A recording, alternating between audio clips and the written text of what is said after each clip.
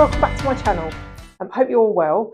Today we're going to do a part 2 of the bench tips, bench pressing tips should I say, that I did on my last video, which I thoroughly enjoyed doing, and I'm hoping you all enjoyed it too.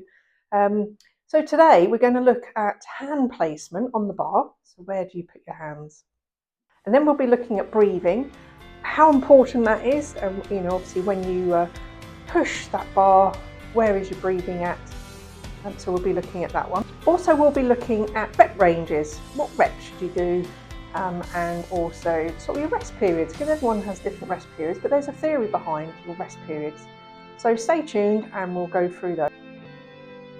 So please help me by subscribing to my channel and like my posts, and please write any comments that you may have. I'm always interested in reading any comments. It's always good to learn more, or you know, to have feedback, so please do spend some time watching the video and then perhaps have a think about what you'd like to say, or just like it, and I hope you do. So hand placement is very important, and everyone is slightly different. Obviously it depends on your framework, doesn't it? See, if you're much larger than myself, you'll be having a wider placement of where your hands may be. For myself, 5'5", I tend to place my hands just outside of the start of the knurling. The knurling is that grip around the bar, so I tend to have it just on the outside, a little bit, probably a centimetre I'd say, in from that knurling. But obviously you've got a variety of the bar to use, so I would say practice what you prefer and just see how it feels for you. But general terms, you come up exactly from your hips and hold the bar. Just see how that is first, but always I say just give a try, just to see if something might be different for you. One will engage more of the triceps than the other, but just give it a go, because everyone is different and you will find your favourite one, and that will, you know, be able to get you into your peak performance. Now with the breathing is very important, as are so many components of the bench, but the breathing is where we are able to get our air into our body to make everything nice and tight, and we hold that breathing whilst we perform the move. So you're holding the bar, you're looking at the bar, remember from the last video, you're holding that bar nice and tight, and you take that big inhalation of breath, just push out to make everything tight. And you know you can, because when you put your hands on around your stomach, it's solid. Now you hold that as it comes down, and still holding, and then expel the air at the top part of that movement, and that's where everything will just then become, you know, less controlled as such. So the bar is now back on the rack. So think of it like in a swimming pool. As you dive in, you're holding your breath, and as you come back up the top, you're releasing your air. Very important. Do try that. Do try that.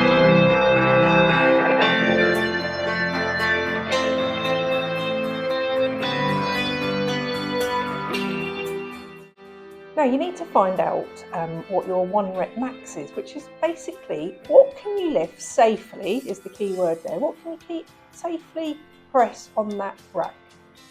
So just start by warming up, adding some plates, and then you might be adding some like 1 kilo ones or something like that, and just see where your 1 rep max may be. That is key to write down, to then find out what your working sets will be. So it's a long subject, but basically what I would do is find out how strong I am, my 1 rep max, and then I'll do some calculations from that.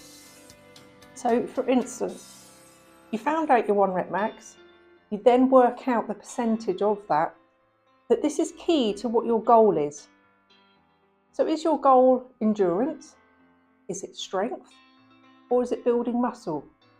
So those are the 3 key areas that you want to find out what your from your 1 rep max, to then calculate what your, say, working sets are, so what you're going to train at.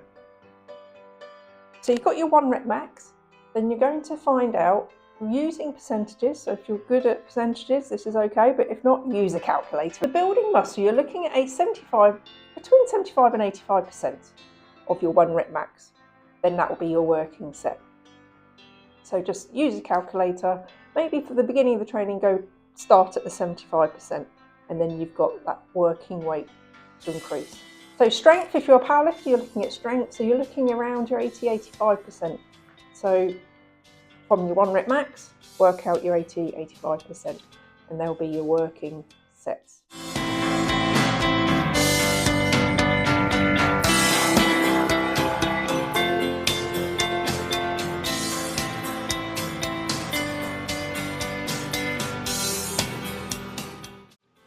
So you found out your 1 rep max, you found out what your working sets are. Now it's about actually getting into the gym and actually performing your exercises, isn't it? Well, what rest period should you be doing? Well, that's important, going back to your goal, what I was saying. So if it's strength, you see people, lifting maybe fewer reps, but very heavy weight.